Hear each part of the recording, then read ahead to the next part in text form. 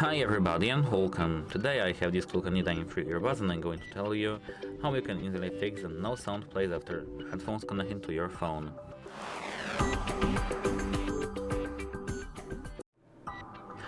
At first I recommend restarting the audio player and then trying again.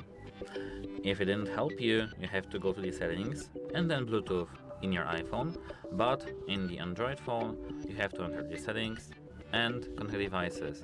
Here scroll all the way down to preferences and Bluetooth. Here on iPhone and Android phone disable Bluetooth and then enable back. And then check if it works. If it doesn't work, you have to enter the Bluetooth section in your Android phone here and your iPhone. Just open Bluetooth and then you have to touch next to the earphone Bluetooth name, select general settings and enable media audio and call audio.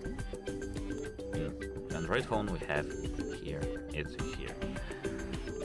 If it didn't help you, you have to restart your phone or tablet, and if it didn't help you either, you have to restart your earbuds to the factory settings and reconnect them.